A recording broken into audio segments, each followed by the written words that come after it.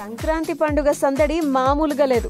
Mobile masala వారి 3 ముక్కల్లో చెప్పాలంటేలో సంక్రాంతికి వస్తున్నామంటూ వచ్చినటువంటి విక్టరీ వెంకటేష్ గారి ఖాతాలో విజయం అయితే పడిపోయింది. ముందుగా కథలోకి వెళ్ళిపోతే అమెరికాలో బడా వ్యాపారవేత్తగా వెలుగొందుతున్నటువంటి తెలుగువాడు సత్య ఆకళ్ళ.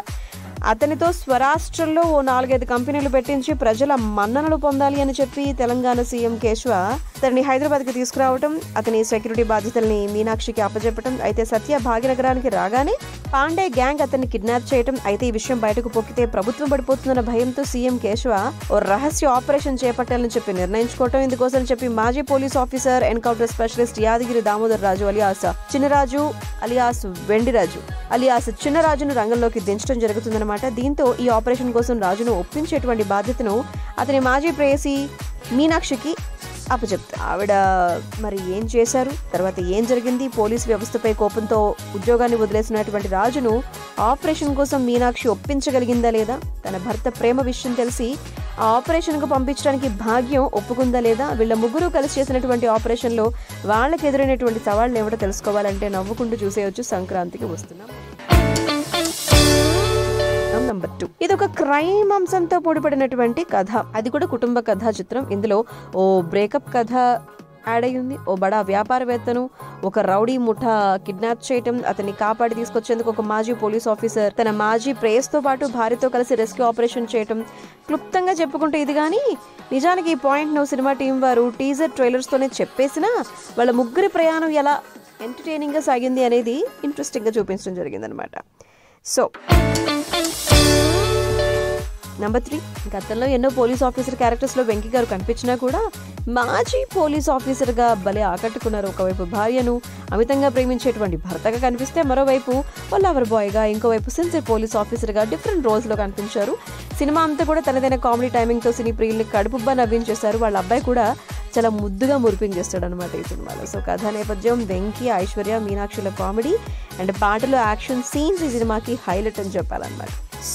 బేసికలీ ప్రాక్టికలీ లాజికలీ ఫుల్లీ నవ్వులు సంక్రాంతికి వస్తున్నాం కథలు. మరి ఇంత పెద్ద పండుగకు ప్రేక్షకుల ముందుకు వచ్చినటువంటి సంక్రాంతికి వస్తున్నాం బాక్స్ ఆఫీస్ వద్ద దూసుకెళ్ళిపోతుందిగా.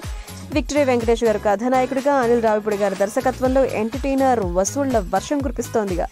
మరి 2 రోజుల్లో 77 కోట్లకు పైగా కలెక్ట్ చేసినటువంటి సినిమా 100 కోట్లకు ఆ మార్క్ దాటి ముందుకు వెళ్ళిపోవడం ఖాయం అని చెప్పేసి అంటున్నారు. రేపు మాపో పోస్టర్ కూడా పడిపోబోతుంది. ప్రస్తుతం మార్కెట్లో మూవీకి ఉన్నటువంటి డిమాండ్ ఆ విధంగా ఉందన్నమాట. సంక్రాంతి సెలవులు కావడం, కుటుంబాలతో జనాలందరూ థియేటర్స్ కి క్యూ కట్టడం, అన్ని షోలు దాదాపు హౌస్ఫుల్స్ తో నడుస్తూ ఉండటం. ఈ క్రమంలో సినిమాకి వస్తున్నటువంటి ఆదరణ దృష్ట్యా ఏపీ, తెలంగాణలో అదనంగా 220 షోలు అంతకన్నా ఎక్కువే ప్రదర్శించే విధంగా సినిమా టీం వారు సిద్ధమయ్యారు.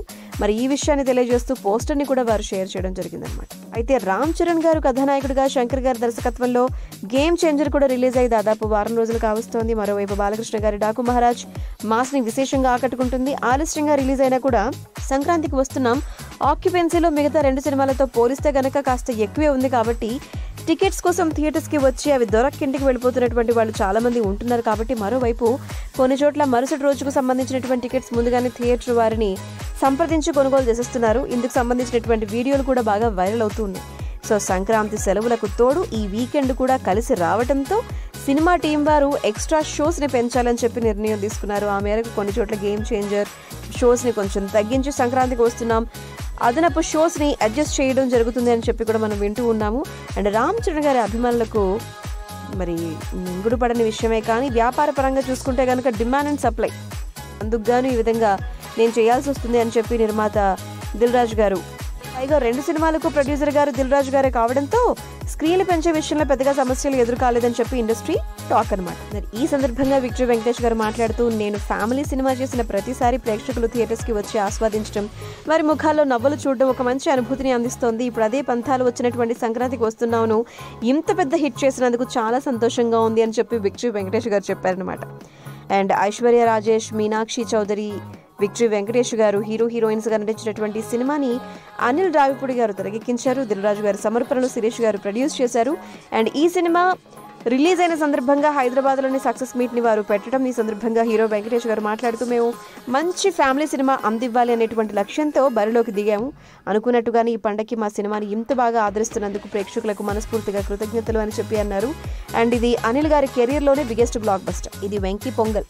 థియేటర్స్ నిండా ప్రేక్షకులు, కుటుంబ ప్రేక్షకులందరూ కూడా ఫ్యామిలీ ఆడియన్స్ కడుపుబ్బా సినిమాని చూసి నవ్వుతూ ఆనందిస్తున్నారు. మాకు ఇంత పెద్ద విజయాన్ని అందించినందుకు అందరికీ ధన్యవాదాలు అని చెప్పి అనిల్ రావిపూడి గారు కూడా చెప్పడం జరిగిందనమాట. అండ్ ఇక ప్రొడ్యూసర్ దిల్ రాజు గారు మాట్లాడుతూ, ఈ సినిమాతో ప్రేక్షకులు నాన్ స్టాప్ నవ్వుల్ని ఆస్వాదిస్తున్నారు. ఖచ్చితంగా అన్ని థియేటర్స్లో చూడండి. అండ్ ఖచ్చితంగా మీరు మీ దగ్గరలో ఉన్నటువంటి థియేటర్స్లో చూడండి. కుటుంబంతో కలిసి చూసినప్పుడు ఈ వినోదం వేరుగా ఉంటుంది అని చెప్పి అనడం జరిగిందనమాట. మరి సినిమా చూసారా మీరు? మీకు ఎలా అనిపించిందో ఈ సినిమా రివ్యూని ఒక్క మాటలో కామెంట్ రూపంలో మాతో పంచుకోండి.